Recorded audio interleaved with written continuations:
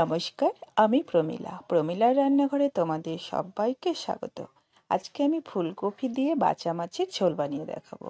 আশা করি রেসিপিটা তোমাদের খুব পছন্দ হবে। পছন্দ হলে অবশ্যই লাইক শেয়ার করবে, আর আমার চ্যানেলে নতুন হয়ে থাকলে প্লিজ চ্যানেলটাকে সাবস্ক্রাইব করতে ভুলবে না। এই মাছ দিয়ে ফুলকপির রেসিপিটা আমি শুরু করছি। চলো প্রথমেই দেখে নাও বাঁচা মাছ ঠিক কেমন হয় দেখতে। এখানে দেখো বাঁচা মাছ একদম পরিষ্কার করে ধুয়ে নিয়েছি। এই মাছের কিন্তু আঁশ হয় না, একদম বড় বড় করে রেখেছি, কাটিনি। এবার আমি কিন্তু মাছের মধ্যে লবণ আর হলুদ মাখিয়ে নিচ্ছি খুব সুন্দর করে।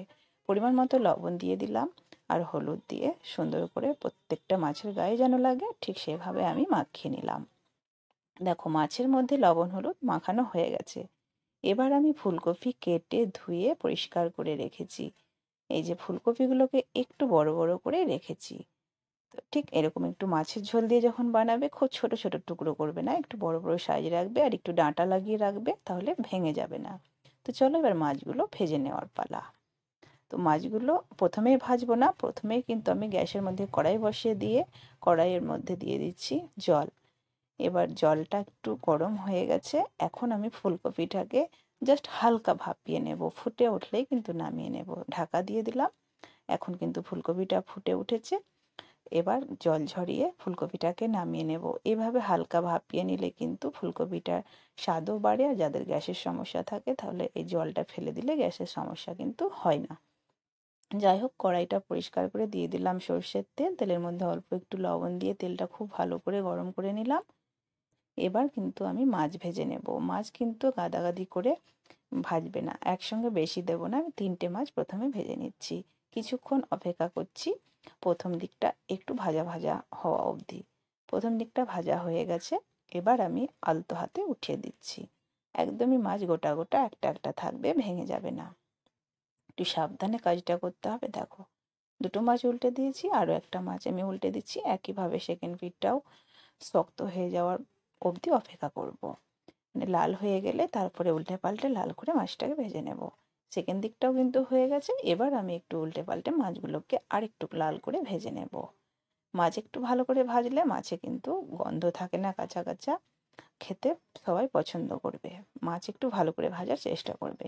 মাছ ভাজা হয়ে গেছে, আমি উঠিয়ে নিচ্ছি। একইভাবে বাকি মাছগুলোকেও ভেজে নেব। তো দেখো খুব সুন্দর করে মাছ ভেজে নিয়েছি, আর একটা একটা হয়ে গেছে। আর এখন ওই তেলের মধ্যে আরও কিছুটা তেল দিয়ে তেলটা ভালো করে গরম করে নিয়ে বাকি মাছটাও একইভাবে ভেজে নিচ্ছি। এই রেসিপিটা পুরোপুরি দেখবে, স্কিপ করবে না। ভীষণই কিন্তু টেস্টি একটা রেসিপি। ফুলকপি অনেক সময় ভালো লাগে না, মাছ দিয়ে বানালে কিন্তু আলাদাই একটা স্বাদ হয়। সবাই কিন্তু দেখবে ছোট বড় পছন্দ করবে। এই মাছের ঝোল থাকলে কিন্তু ভাত খাওয়া যাবে, আর কিছুই লাগবে না। তো যাই হোক, গল্প করতে করতে এই মাছগুলো ভেজে নিয়েছি। এবার কিন্তু ওই তেলের মধ্যে আমি কপিটাকেও ভেজে নিচ্ছি। কপির মধ্যে হালকা একটা কালার আসা অবধি কপিটাকে ভেজে নিচ্ছি। গ্যাসের ফ্লেমটা মিডিয়ামে রেখে কপিটা ভেজে নিলাম। খুব তাড়াতাড়ি ভাজা হয়ে যায়, সময় লাগে না। দেখো কপির মধ্যে কিন্তু একটা কালার চলে এসেছে। এবার কিন্তু কপিটা হয়ে গেছে, আমি কপিটাও নামিয়ে নেব। এর থেকে বেশি ভাজার কোনো দরকার নেই। ওই কড়াইয়ে রান্নাটা করে নেব। দিয়ে দিচ্ছি বেশ খানিকটা সর্ষের তেল। তেলটা গরম হয়ে গেছে। আমি হাফ চামচ মতো পাঁচফোড়ন তেলের মধ্যে দিয়ে দিচ্ছি, আর দুটো তেজপাতা ফাটিয়ে দিচ্ছি। ফোড়নটাকে খুব সুন্দর করে ভাজা ভাজা করে নিলাম। গ্যাসের ফ্লেম মিডিয়ামে রেখেছি। আর বড় বড় সাইজের দুটো পেঁয়াজ আমি কুচিয়ে নিয়েছি, পেঁয়াজটা দিয়ে দিলাম। পেঁয়াজটাকে কিন্তু হালকা করে এখন ভেজে নেব। গ্যাসের ফ্লেমটা এখন একটু বাড়িয়ে দিয়েছি, পেঁয়াজটা তাহলে তাড়াতাড়ি ভাজা হবে। পেঁয়াজটা কিন্তু মোটামুটি ভাজা হয়ে গেছে, এর থেকে বেশি আমি ভাজছি না। এবার আমি এর মধ্যে দিয়ে দিচ্ছি দুটো টমেটো কেটে রেখেছি। এবার টমেটোর মধ্যে দিয়ে দিচ্ছি লবণ স্বাদ মতো, আর দিয়ে দিচ্ছি হলুদ। একটু মিশিয়ে নিচ্ছি। মেশানো হয়ে গেছে। এবার অল্প একটু জল আমি এর মধ্যে অ্যাড করে দিচ্ছি।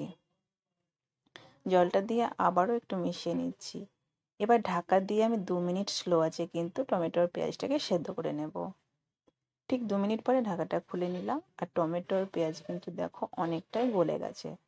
একটু খুন্তি দিয়ে একটু চেপে চেপে দিচ্ছি, দেখো গলে গেছে। এই অবস্থায় কিন্তু আমি বাকি মশলা অ্যাড করব।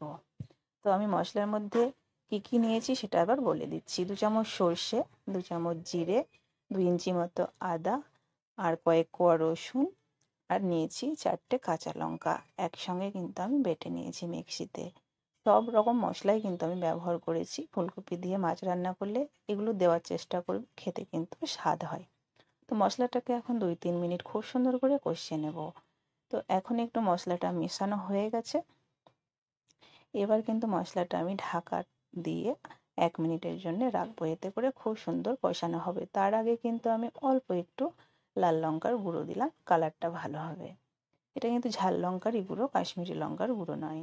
ঝালটাও হবে, কালারটা হবে। তো অল্প একটু জল দিয়ে ঢাকা দিয়ে রাখছি আমি 2 মিনিটের জন্য, একদম স্লো আছে।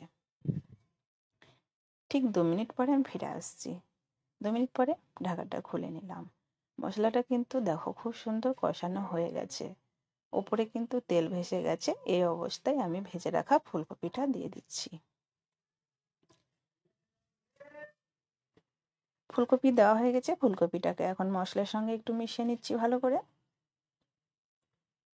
মেশানো হয়ে গেছে, আবারও কিন্তু ঢাকা দিয়ে 1 মিনিটের জন্য রাখবো, এতে করে ফুলকপিটার মধ্যে মশলা ঢুকবে আর ফুলকপিটাও আরও নরম হয়ে আসবে।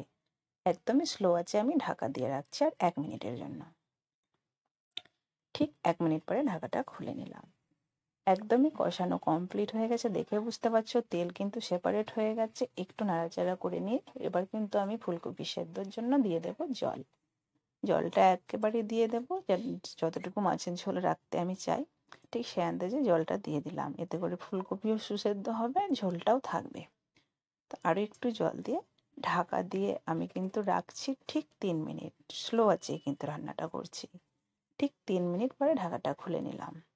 ফুলকপি কিন্তু খুব সুন্দর সেদ্ধ হয়ে গেছে, আর যেটুকু বাকি আছে সেটুকু মাছ দেওয়ার পরে কিন্তু আমি আরও রাখবো 1 মিনিটের জন্য। তো এখন মাছগুলো আমি ছেড়ে দিচ্ছি। খুব সুন্দর একটা গন্ধ বেরোচ্ছে, তোমরা বাড়িতে না বানালে বুঝতেই পারবে না।